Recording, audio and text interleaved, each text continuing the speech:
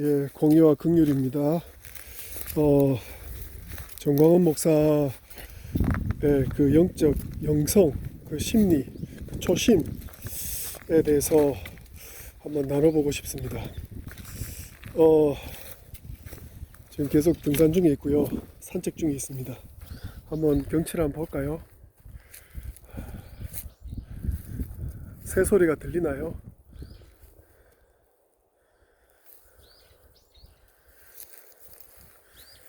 여기 오면 가슴이 뻥 뚫립니다.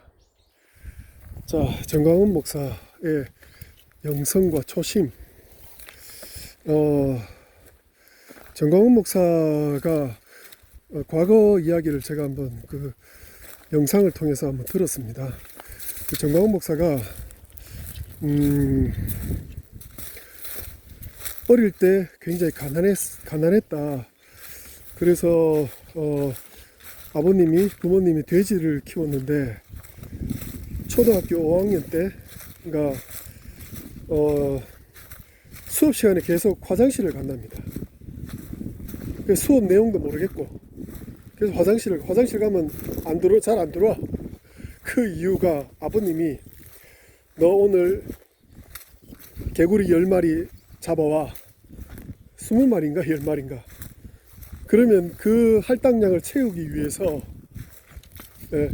이제 수업 시간에 공부 내용을 모르니까 못 알아들으니까 이제 수업 시간에 나가서 그 학교 뒤쪽에 가면 이제 개구리들이 많대요.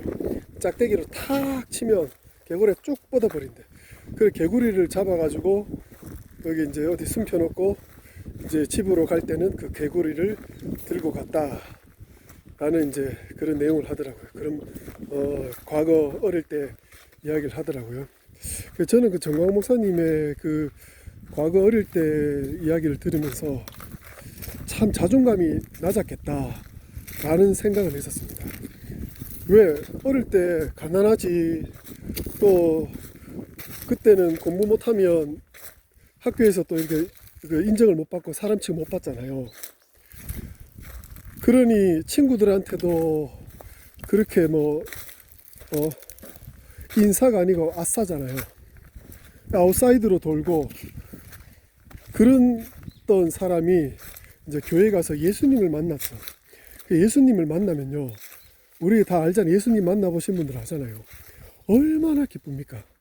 얼마나 힘이 나요.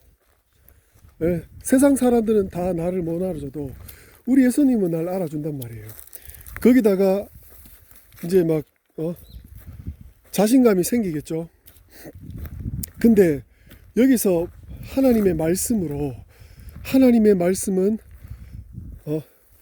그 교훈과 책망과 바르게 함과 의로 교육하기에 유익한 말씀이잖아요.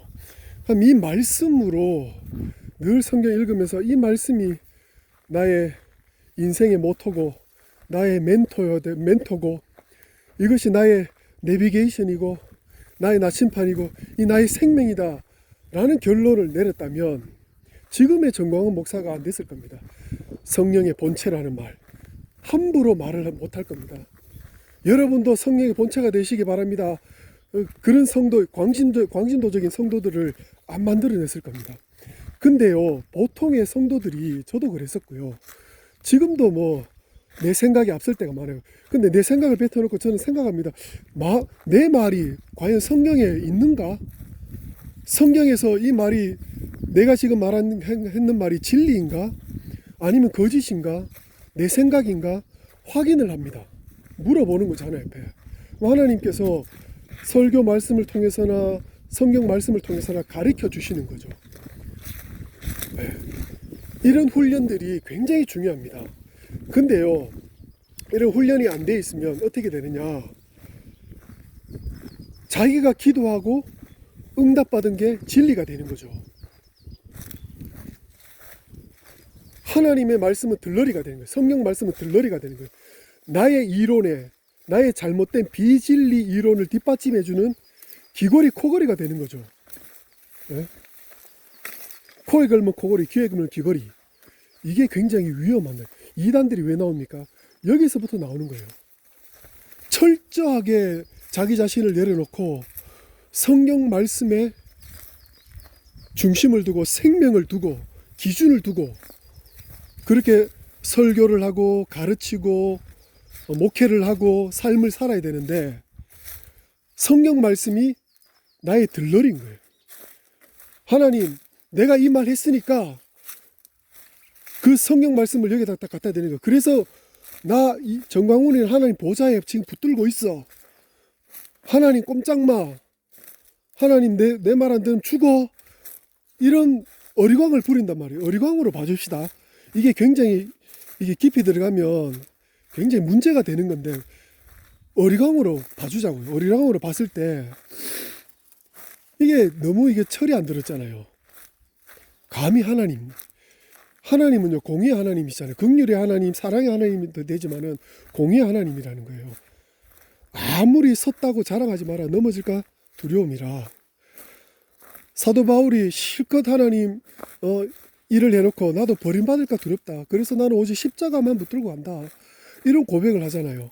십자가만 자랑한다. 나의 연약함을 자랑한다. 이렇게 고백하잖아요. 그래서 얼마나 성경 말씀에 중심되는 게 이 성경이 나의 모든 멘토가 되고 모토가 되고 생명이 돼야 되는가. 너무나도 중요하다는 거죠. 정광훈 앞에서 쪼개져야 된다? 라고 말할 수 없는, 감히 말할 수 없는 거죠. 감히. 예. 그래서 성경 말씀을 우리가 매일 읽고 나는 여기 이 성경 말씀에서 난 답을 찾을 것이다. 내가 모르는 것이 있으면 다른 설교를 통해서 아니면 모든 환경을 통해서 하나님 깨닫게 하실 것이다. 라는 자기 중심을 내려놓고 말씀 중심, 성경 중심, 십자가 중심이 돼야 되는데 근데 정광훈 목사는 어릴 때 이렇게 자라오면서 고3 때 기도했다 그러더라고요.